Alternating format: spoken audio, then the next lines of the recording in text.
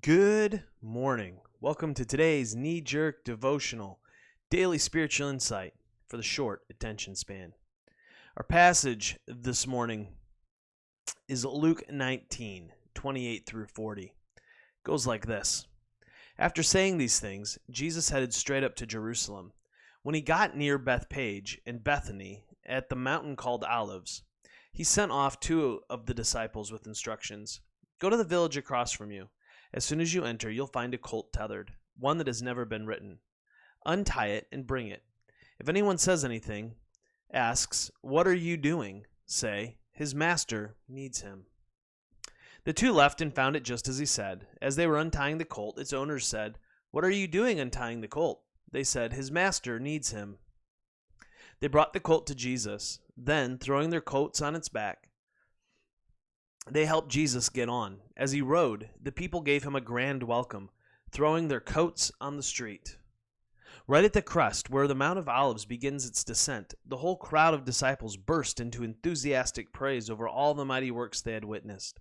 "Blessed he who comes, the King in God's name. All's well in heaven, glory in the high places." Now some Pharisees from the crowd told him, "Teacher, get your disciples under control."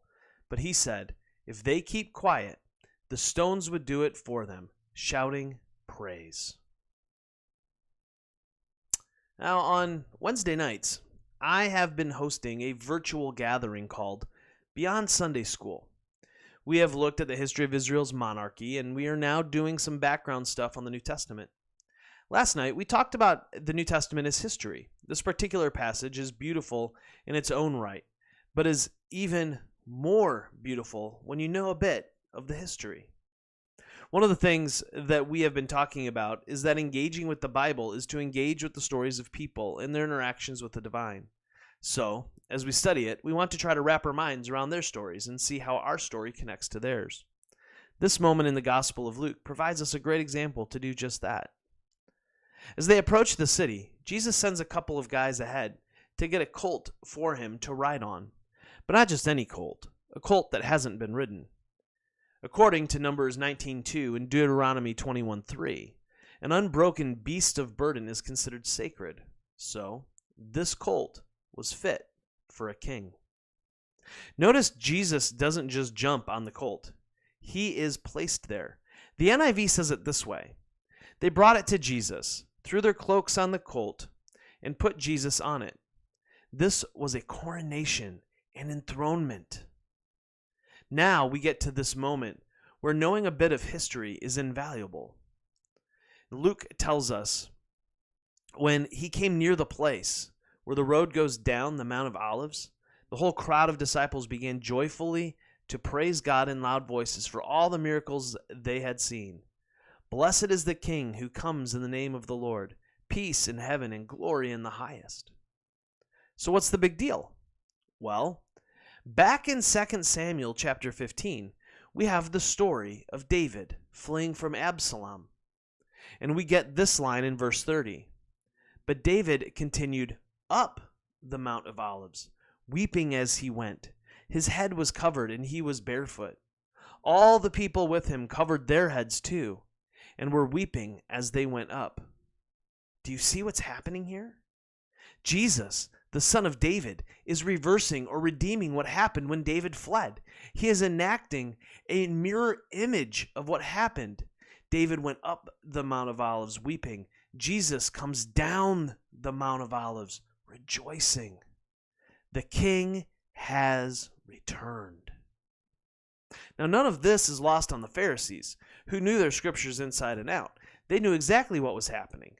This is why there is almost a panic in their voices. Get your disciples under control.